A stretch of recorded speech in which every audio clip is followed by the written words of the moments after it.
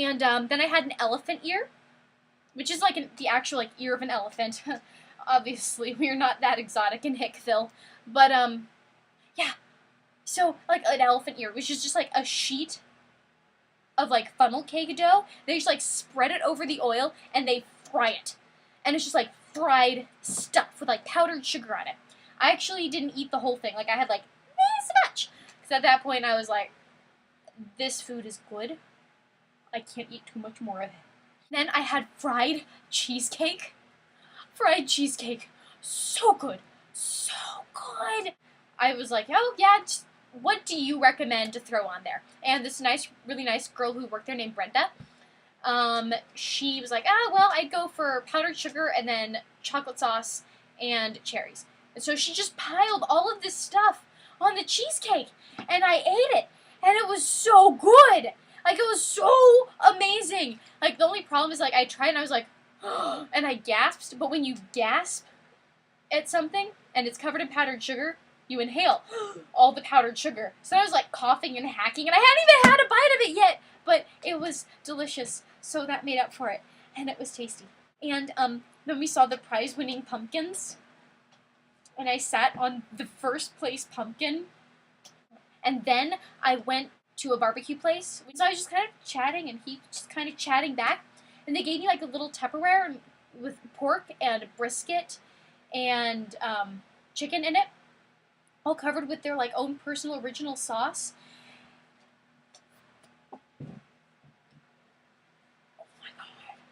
Oh my god, I have not had brisket that good since I was in Texas. And even then, this would have been the best damn brisket in all of Texas. And I was like, yes, thank you, real brisket, which is so good, so good, and free. So we were like chatting, and he was like, hey,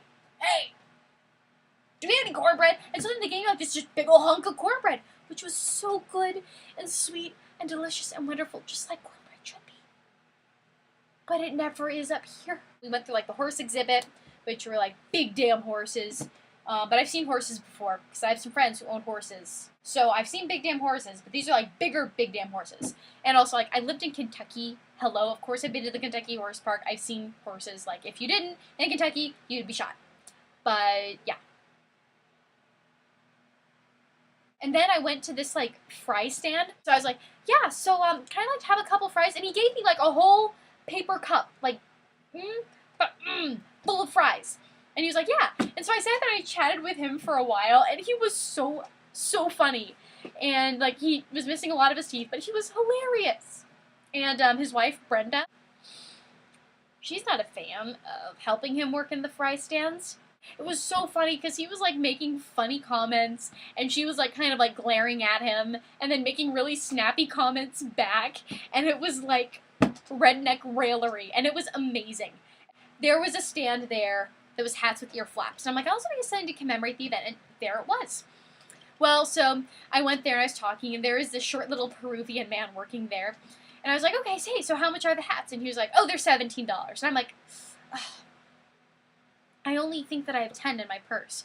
And he was like, well, I sell them for $15 to pretty girls. And I'm like, well, maybe I have some quarters. That would make it like maybe $11.